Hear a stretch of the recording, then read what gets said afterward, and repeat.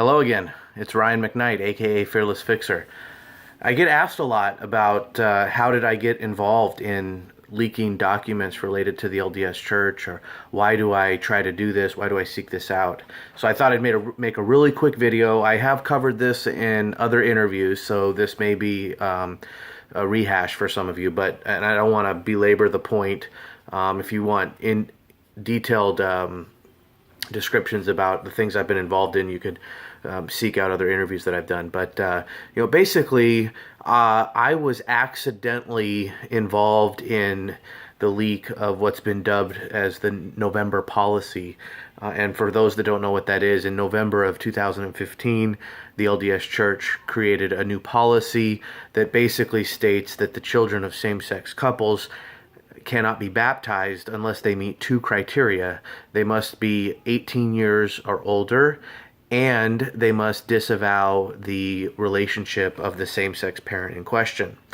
And like I said, I accidentally was involved. It was literally a case of being in the right place at the right time. I was in a private forum where this new policy was mentioned, and I kind of took it to a wider audience. Essentially, I was the first person to post it to a wide audience that got noticed. I posted it to Reddit, and then I posted it to another Mormon-related group that has a lot of viewers, and then somebody with media contacts reached out to me, and I got it to him, and et cetera, et cetera. And then what happened was the person who I got it from at the time wanted to stay anonymous, and so John DeLynn, who was the guy who I took it to, who then took it to the media, because my source requested to stay anonymous and I was willing to have my name attached to it, he went on to Reddit and gave me credit as being his source.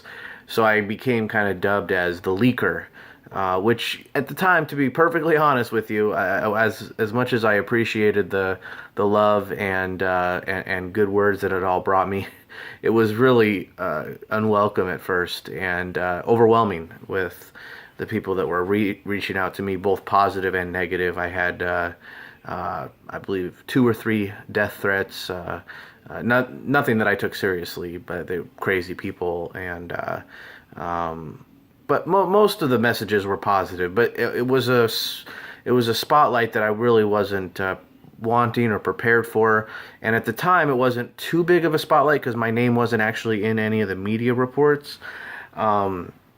But anyway, it was known wide enough that I was involved with this leak, and I was the quote-unquote the leaker. And I should mention that my source has since come out and attached his name to his role, and I believe he did a blog post about it as well. Maybe I'll put a link to his blog in the description for those that want to read that.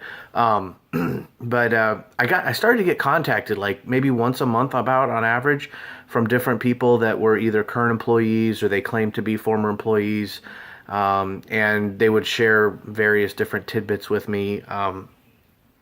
Sometimes, a lot of times, it was actually not as interesting as they thought it was, but or sometimes it was really interesting and they didn't have proof. But every once in a while, somebody would have something and I would release it, and nothing that was super newsworthy.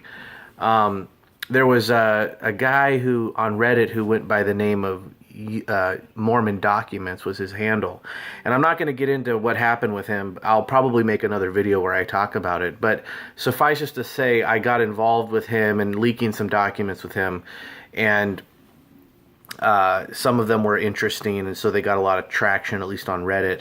And then I got contacted by somebody who said they had these 15 videos that they'd been sitting on for years.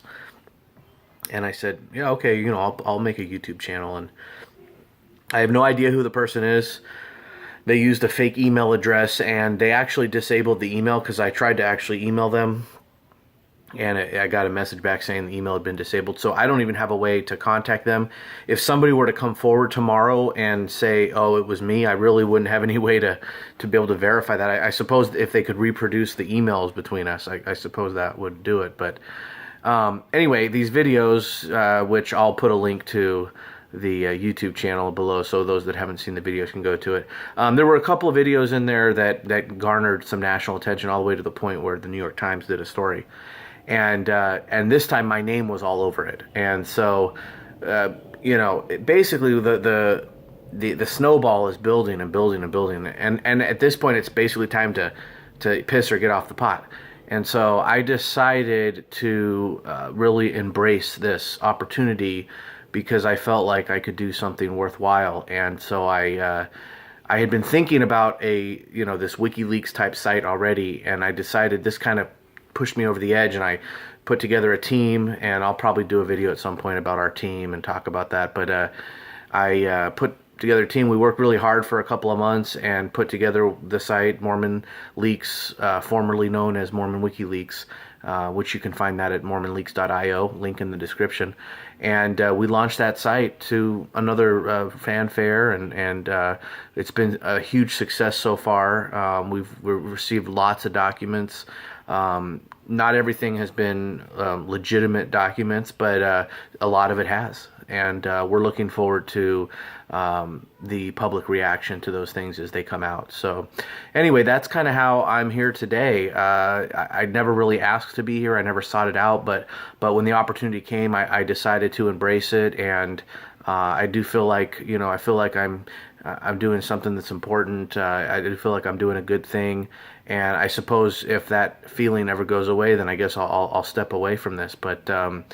But at this point, I do feel I have a very strong feeling that the Mormon Church has an ethical responsibility and possibly a fiduciary responsibility to be open and honest about not only their finances but also their policies and procedures at a corporate level, so that their stakeholders, who are in this case the tithe payers, can make a fully informed decision when they are deciding whether or not to support the church, not just financially, but with their time and their energy.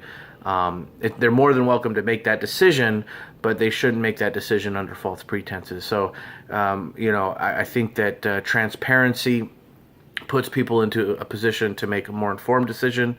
And if people have the full story and they decide to be Mormon and support the Mormon Church, then I have no problem with that. So it's really just all about transparency. But anyway, that's the story about how I got here today where I am, as being involved in these leaks and founding the website mormonleaks.io. All right, peace out.